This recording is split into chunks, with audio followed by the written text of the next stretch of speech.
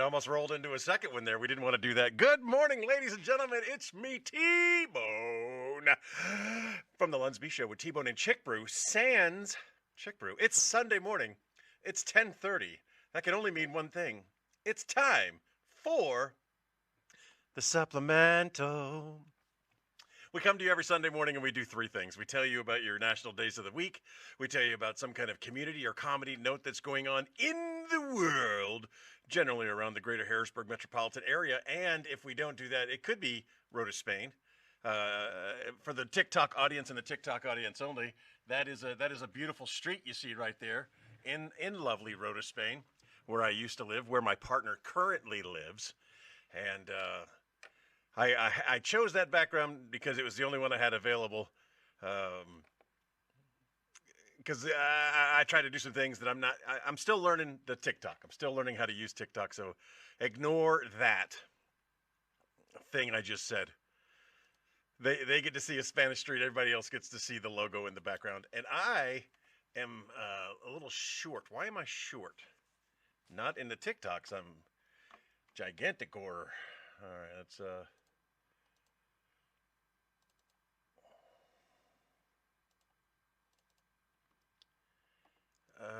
maybe it's just the way the camera's angled. Yeah. All right, okay, that's good. We got it fixed there. All of me. Why not take all of me? Let's get this started.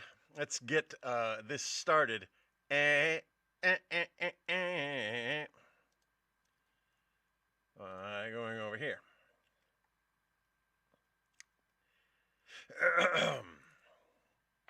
Let's get this started with your national days of the week. Tomorrow, Monday, June. How do you get this wrong?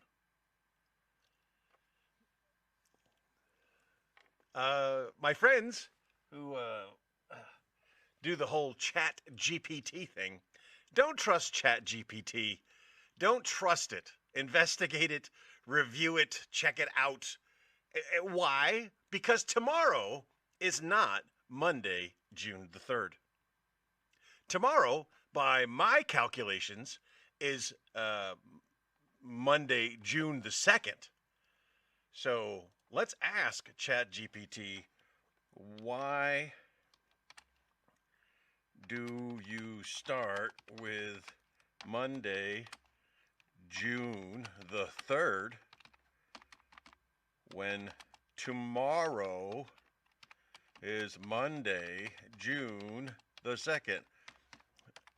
I ask it, and I've got some spelling errors, and I don't even care at this point. I don't care if ChatGPT is judging me because of spelling errors. You're absolutely right. Tomorrow is Monday, June 2nd, not June 3rd. That was my mistake. I shouldn't be correcting the computer, man. You can't trust it. We've had some experiences in our little trivia segment where it gave us the wrong answer. And then and it's very similar to this. It was like, yeah, my bad. My bust. Sorry, Holmes. So let's get the ghetto clapboard out. And wait, we have an actual clapboard. I just need to make an adjustment. I don't have a dry erase marker nearby. So this is the adjustment we'll make. We'll just take that off. And no ghetto clapboard necessary. We got a real one. Hello, ladies and gentlemen. It's me, T-Bone, from the Lunsby Show with T-Bone and Chick Brew. It's time for the Supplemental. I don't know why I needed to start from the top, but I felt like I needed to, because I'm going to cut out a lot of that gibberish, I say. Let's get it started in here with your national days of the week, beginning with tomorrow, June Segundo, the 2nd of June, is national.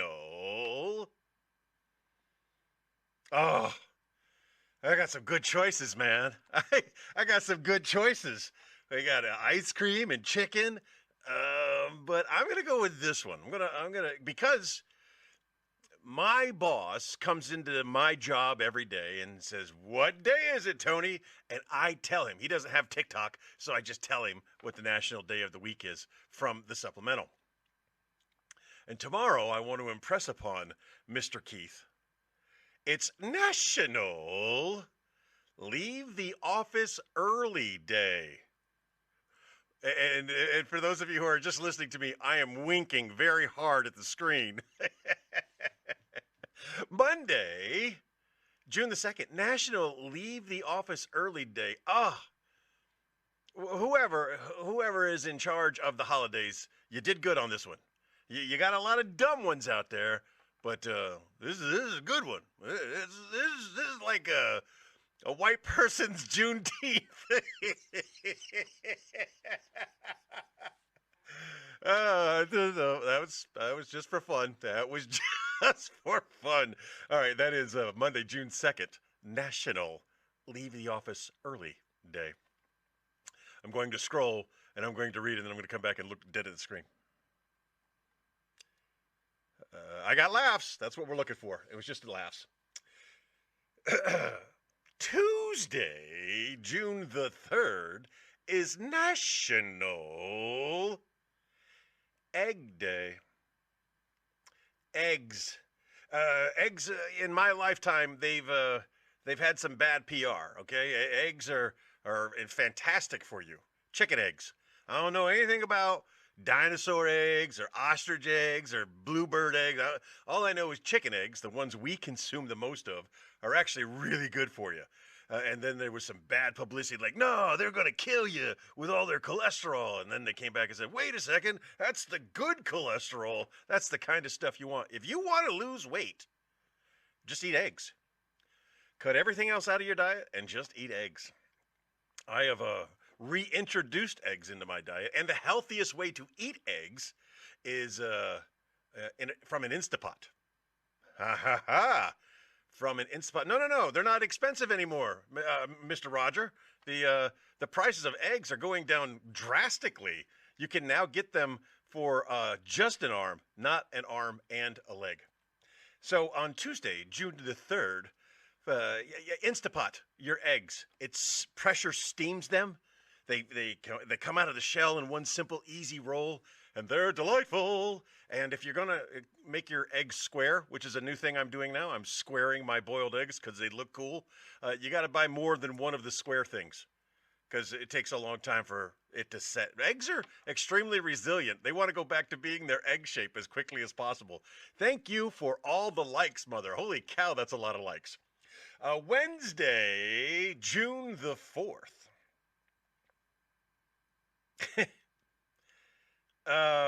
It's National, and I'm doing this because of an audience, not because of me, right?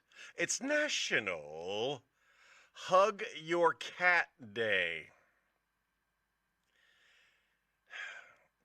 Don't say it, don't say it, don't say it. Because there's something I want to say, but I'm not going to say it because this is child friendly. If you have a kitten around the house, meow, the cat doesn't want to be hugged by you. And cats don't like being hugged, man.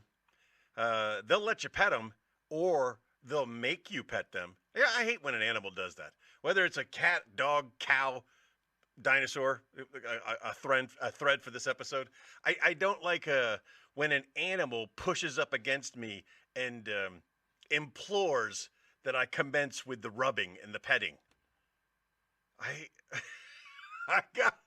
But I do give animals credit for figuring out that if they come over and they do slightly annoying things, they get a rub at you. I'm gonna try this on the wife. I'm gonna do it on National Hug Your Cat Day. Again, that was a wink into the camera. And I'm just going to slightly annoy her until I get a rub. Moving on.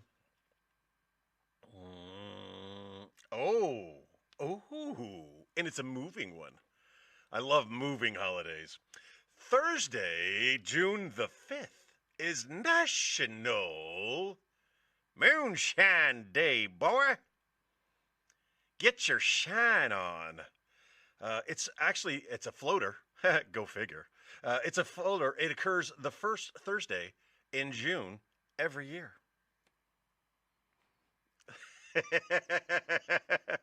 Sorry, Roger's making me laugh. Thursday, June the 5th, National Moonshine Day. Now, man, there is good shine and there is bad shine, and then there is apple pie. Anybody ever watch a television show, Justified, knows all about that apple pie, because that's how they get you. The thing is, a bad shine is like a bad oyster. It can make you go blind. And there's TV shows now for making moonshine. Isn't that still illegal? Isn't it still wrong to make your own shine?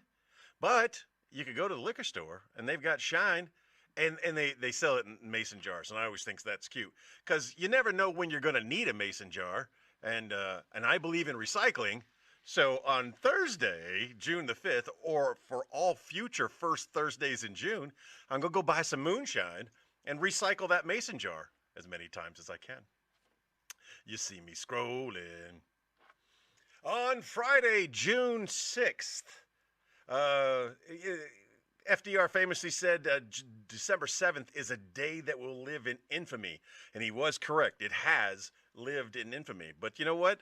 June 6th should also be on your calendar of infamous days. It is D-Day Remembrance Day. And I can't make a lot of fun of D-Day Remembrance Day. There's no laughter in that. There's a lot of knowledge and history. So I'm just telling you that as an information note. This is what I've actually chosen. Friday, June 6th, is National Drive-In Movie Day. And for our listeners in Rota, Spain, that place, and again, that's only TikTok. Only TikTok can see that. For our listeners in Rota, Spain, you still have the opportunity to enjoy something that the rest of the nation has pretty much left behind. A drive-in movie, and technology has made drive-in movie theaters better.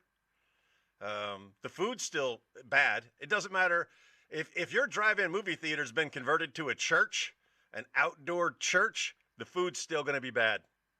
It doesn't matter. It doesn't matter. The great thing about my memories of drive-in movie theaters is my parents, well, I'm not going to say they were cheap. I'm going to say they believed in saving money. And they knew I wasn't there to see the movie, so why should I have to pay even the child rate?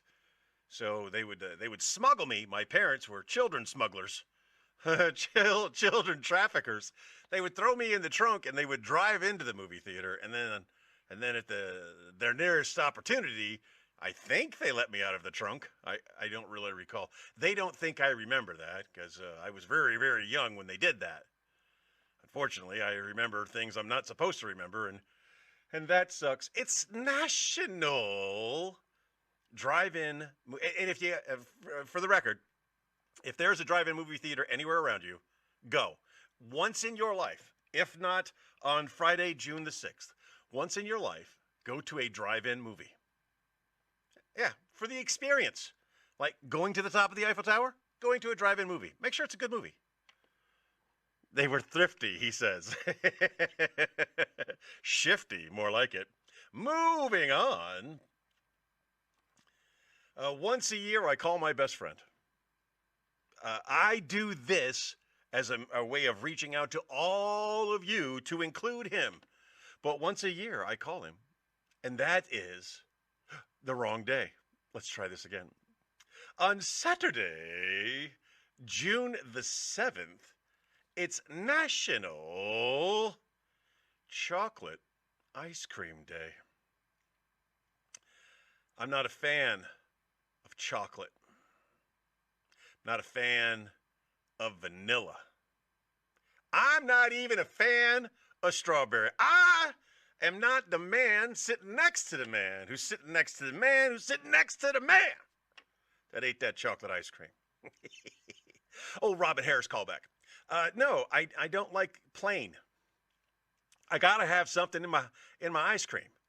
I don't buy from the hippies because yeah, I don't like their politics, so I don't buy their stuff, and I don't encourage you to use it, and I don't even say their name. I buy from the other countries, other and Blue Bonnet. They make a good one. I don't care uh, what who makes my ice cream for the most part, except for like those guys. But I gotta have some nuts. I gotta have my nuts. I gotta have texture. Just a smooth, creamy ice cream ain't for me. Butter pecan. That's a good one. That's a good flavor because it's got a little nuts and it's got some flavor in it. A rocky road, um, a spruce goose. I don't know. A chunky monkey. I don't know. I don't know whose flavors belong to what. But when I look at the label, I need to see more than gelato, unless it's actual gelato. I can. Oh, pistachio. Pistachios are good in ice cream, but like an Italian, real Italian lemon ice cream. Oh my goodness. Gelato, real Italian gelato, mind blowing. It'll change your mind. Moose tracks, yes, that sounds like something I would like because there's stuff in the ice cream. That's Saturday, June 7th, National Chocolate Ice Cream Day. And finally, Sunday, June the 8th. I'm going to do that again in just a second. Bear with me. I got an ingrown hair in my nasal cavity, and I yanked it. And when I yanked it, I yanked the skin with it. And man, it is painful and bloody and scabbing. It's been what I would call a challenging nostril day. All right, Sunday, June 8th is National Best Friends Day. I only call my best friend once a year, and I call him on National Best Friends Day. Now, he has a phone. He can call me if he wants to call me, and occasionally he does. I don't know what his trigger is, but my excuse for talking to my best friend, and here's why, because we will spend a long time on the phone. We're like two chatty Cathys. We just chop, chop, chop, chop, chop, chop, chop. And a lot of laughs. He's a very funny man. Big Baby, my friend, uh, we laugh a lot. So whereas any of you, if you were ever to call me, no matter what the situation is, I'll give you 15 minutes. I will give any of you 15 minutes anytime. But I'll be honest, I'm telling you in advance, after 15 minutes, if you don't have, not going to say it, for the purposes of the show, I'm not going to say what I normally say in this instance. But for the most part, you have to be intimate with me to get more than 15 minutes on the phone. And even the person who's most intimate with me, she barely gets 15 minutes. It's my attention span. I got other things to do. I'm moving along. But on Sunday, June the 8th, I will make it a point to call my friend, my best friend, as you should. Call your best friend on Best Friend Day, Friday, June 8th. And that has been your national days of the week. Yeah, I won't call you not because you're adopted, because you're not my best friend. Ha ha. Here we go into your ComCom. This is the portion where we talk about community or comedy. I have recently taken on a new cause de celeb. It is going to be my new charity I support the most. I'm going to do it with my voice, not my labor. They got that twisted real quick. I'll tell you about it. The Speranza Animal Rescue. Please look them up on Facebook. Speranza. Speranza. Or, if you speak the Italian, Hope. Hope in Italian. It's called Speranza Animal Rescue. It's located here in Mechanicsburg, Pennsylvania. And they are in need of donations right now. They're running a little short, but they do an amazing job in the animal rescue business, and they've been doing it for quite some time. So I am I'm going to take them on as my new cause. I'm going to support them at every opportunity. If I don't have something to give you on a supplemental, if I don't have something to give you on the Warno, this will be my default announcement that ask you to look them up, Speranza Animal Rescue. Ask you to check them out, and if you got a couple of bones that you could throw their way, please do so. You don't have to say you're doing it because of us, but if you got $10 or $20 and you want to help them out, they're doing an amazing thing. Now I'm gonna ask that of my American listeners. For my people in Spain, I'm gonna ask that you do the same thing, but you do it for the Rota Animal Welfare League. That's a great group of volunteers that are doing a mission there in Rota. They're doing the same mission. It's basically an animal rescue, but unfortunately, the animals that they come into contact with are usually abandoned, unfortunately, by our military members that are in Spain. They just they can't afford to take their pets with them, so they just let them go, and it's heartbreaking because that's what my family did to me. They just let me go. No, the two charities I want to support. If you're an American listener and you can help out, Speranza Animal Rescue, and if you're in Spain, please take care of Rawl, because Rawl takes care of those that can't take care of themselves. And that is this week's ComCom note. And now I had a brain fart. I forgot what we were doing. Now it's time for the fan favorite portion of the show. This week in history, a trivia style. We have 7 questions. The goal is to get all 7 questions correct.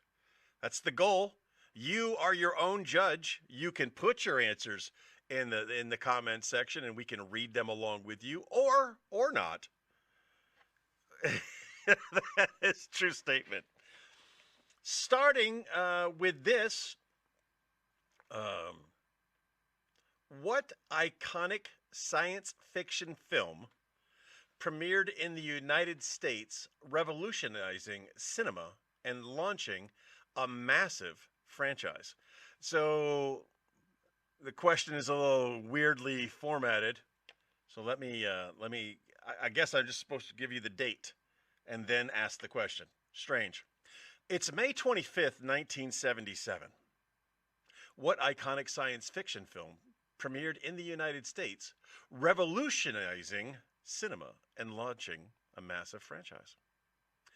Now, these are all multiple choice, and I understand that there is a delay in Facebook, usually like a 15-second delay that I try to fill with me talking. What film came out on May 25th, 1977 that was a game changer? Game changer! Here are your multiple choice options. Was it Star Trek, the motion picture? Was it Star Wars? Was it 2001, A Space Odyssey? Or was it Alien? I got 2 people popping in already. Roger and Robert both popping in with Star Wars. What was the Star Wars knockoff? That was my favorite. With dark helmet. What was the name of that? There are no extra points being awarded. I concur with today's contestants. I also believe it to be Star Wars. I think we're 1 for 1. We all find out the answers together at the end. The date, May 26th, 1896. What famous inventor? Spaceballs, yes. May 26, 1896. What famous inventor received a patent for the radio? Very interesting way they phrased that, because the man who invented the radio, I don't believe, got a patent for it. I believe somebody stole his stuff from him. I'll give you your options, and I look forward to seeing your answers. Was it Thomas Edison? Was it Guillermo Marconi? Was it Nikola Tesla? or was it Alexander Graham Bell? Carefully listen to the words in the question. What famous inventor received a patent for the radio on May 26th, 1896? Edison was notorious for taking other people's work, putting patents on things that he himself did not create. He even built a place where their version of DreamWorks, where they invented stuff, and he got the patent for it, and that's why he was the most prolific inventor of all time. The answer is I believe the answer is Edison. I believe Edison. Robert is going with Edison. I believe Edison and Roger is going with Edison. And Roger agrees with me that the real guy was Guillermo Marconi. So Marconi invents it, but Edison steals it. That's my answer. That's Robert's answer. We're all in agreement today. We will most assuredly all hang together if we get something wrong. May 27th, 1937. May 27th, 1937. What massive U.S. bridge opened to traffic, becoming a global engineering marvel? I already know. I don't even need to look at the answer. I know it. I've walked it many, many times. And don't do it in heels. You don't do it in heels because the walking thing is laugh boards. They got holes in them. It can hurt you. They may have fixed that by now. I haven't walked on that bridge in 40 years. What massive May 27th, 1937? What massive U.S. bridge opened to traffic, becoming a global engineering marvel? Roger's going with Brooklyn before hearing the multiple choice options. And that's a daggone good guess, my friend. Robert is going to go with the Golden Gate. Okay, let's see what our options are. Was it the Brooklyn Bridge? Was it the George Washington Bridge? Was it the Golden Gate Bridge? Or was it the Hoover Dam Bridge? So East Coast, West Coast, Brooklyn and Golden Gate are being announced. And now I am... what massive U.S. bridge open to traffic, becoming a global engineering marvel? I am reconsidering my answer. Completely reconsidering my answer. Because I believe the Brooklyn Bridge was before 1937. I'm going to go with the Golden Gate. I have been on the other Golden Gate. I've never been on the American Golden Gate, but I've been on the Golden Gate in Lisbon. The same bridge designer built the same bridge in Lisbon, Portugal. I'm going with, and it was an engineering marvel, and it is massive. I'm going with Golden Gate. We'll find out who's right and who's wrong soon. Somebody still has, or we could all be wrong. Who knows? May 28th, 1934. The Dion quintuplets were born in Canada. What made them so historically significant?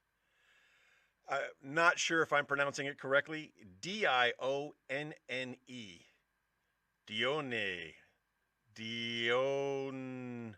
Dione. Quintuplets. So these kids, 4 of them, born on May 28th, 1934 in Canada. What made them historically significant? I think we're going to need the multiple choice options on this one. And what if they all went on to play hockey and win, like the Stanley Cup or something? That would make them historically significant. They all were prime ministers of Canada. They were all liars. Blame Canada, with their beady little eyes and their heads filled full of lies. Here are the multiple choice options. They were the first identical quintuplets to survive infancy. That would make them historically. They're attached. They were adopted by the British royal family. No, Meghan and Harry hadn't moved to Canada at that point. They all became Olympic athletes, or they starred in Hollywood film as toddlers. This is 1934. There were no rules about how you worked with a baby on a movie set in 1934. Nowadays, you need quintuplets, so you can just you get 15 minutes with this kid, give me another one, and they bring in another kid for 15 minutes, bring me another one, and you can put them on like a rotation, and you can get all your stuff done if you've got babies that look the same or that don't. They're just who's looking at the babies? Who would know? You got a TV show, there's a 3 men and a baby, and they interchange the babies. Who's looking at the baby? Except when the baby movie, where the baby was talking, that baby we looked at. Again, your options. The Dion quintuplets were born in Canada on May 28, 1934. What made them historically significant? I agree with Robert. I'm going to go with the first one. I think they're the first quintuplets to survive. Remember, pregnancy got you killed a long time ago, or not too long ago. Surviving pregnancy was an obstacle for a lot of people. They were the first quintuplets to survive. They were adopted by the royal family. They all became Olympic athletes, or they starred in Hollywood film as toddlers. Robert's going with the first one. I'm going with the first one. Roger is deferring. Nope, he's going to go with the first one also. So currently, the only one we differ on is the bridge question. On May 29th, 1953, who became the first confirmed climbers to reach the summit of Mount Everest? Climbers, plural. So you need to know one. Let's see if our multiple choice options help us understand. The names that we have, I'm just going to read the last names. You wouldn't know them. You don't know them. Messner, Hobbler. Messner and Hobbler. Mallory and Irvine. Hillary and Norgay. Or Krakauer and Bukrev.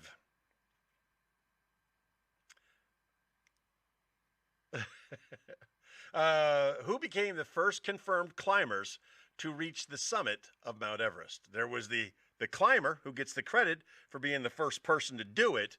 And then there was the Sherpa who's like, I did this yesterday. I do this like 6 times a week. I'm a Sherpa, but sure, we'll give the British guy credit. Here are the last names of your options. Messner and Hobbler, Mallory and Irvine, Hillary and Norgay, or Krakauer and Bukrev. Famous side note, Hillary Clinton, Rodham Clinton claimed she was named after Edmund Hillary. That math doesn't check out. Because until May 29th of 1953, nobody in the world knew who Edmund Hillary was.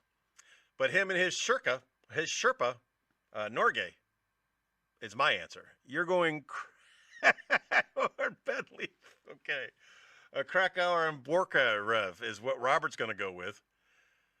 I have chosen Edmund Hillary and Tenzing Norgay.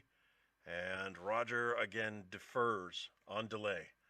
His Google machine isn't working fast enough for him to get the right answer. No, I'm just kidding. I'm not accusing you of cheating. And even if I were, who cares? Who cares? If you go 7 for 7 every week, I'm happy for you. Master and Hobbler, just because I like the image in my head. It's okay. All right. Question number 6. Only 2 more to go. Question number 6. What major sports venue officially opened in Washington, D.C., later becoming the home of the Redskins? It's May 30th, 1922. What major sports venue officially opened in Washington, D.C., later becoming the home of the Redskins? Oh, this is tricky. And when you hear your multiple choice options, you'll understand why. Was it RFK Stadium? Was it FedEx Field? Was it Griffith Stadium? Or was it Griffith Park Arena? How well do you know your Washington, D.C. stadium history?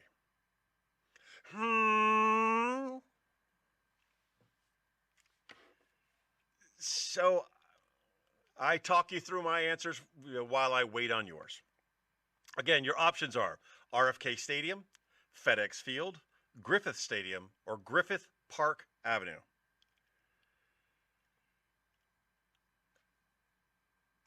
The question again, what major sports venue officially opened in Washington, D.C. on May 30th, 1922, later becoming the home of the Redskins?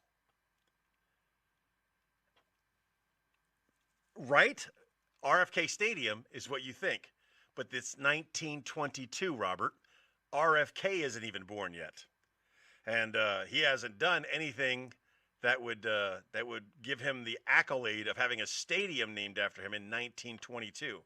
Roger's going to go with Griffith. He's going to go with Griffith Stadium. And for some reason, I think that's California. Because the other option there was Griffith Park Arena. And I know where Griffith Park is in Los Angeles.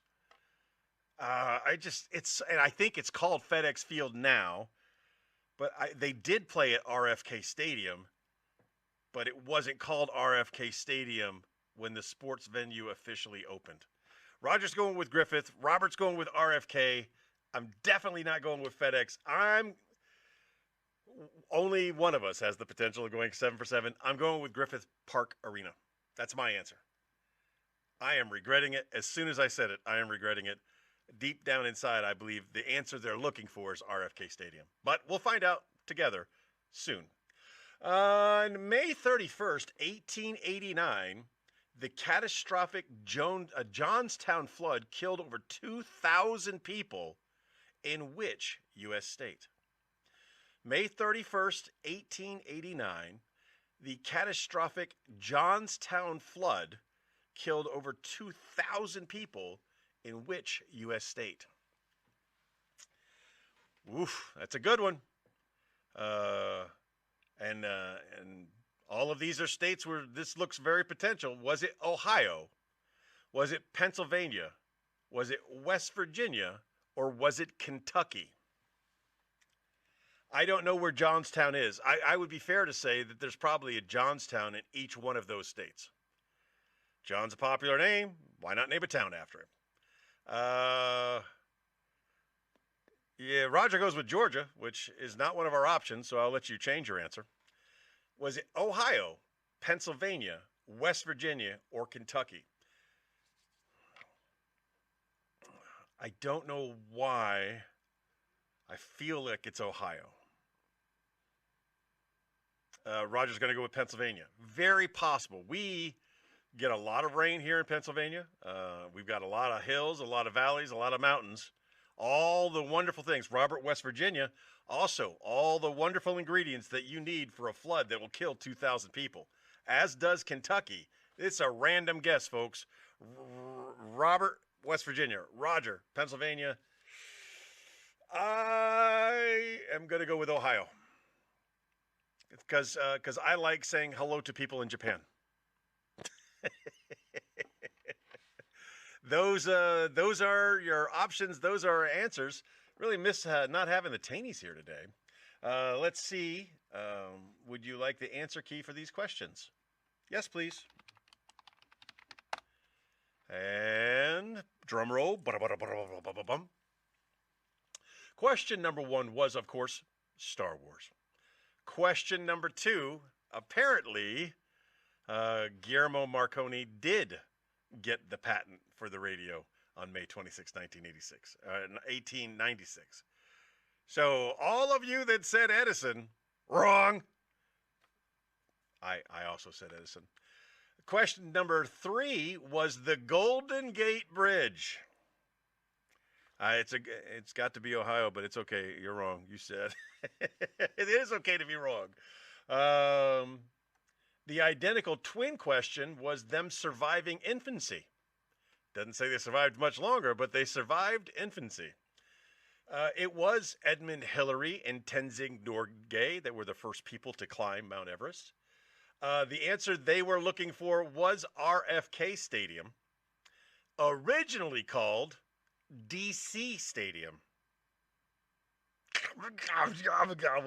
And I'm going to feel bad for not knowing this.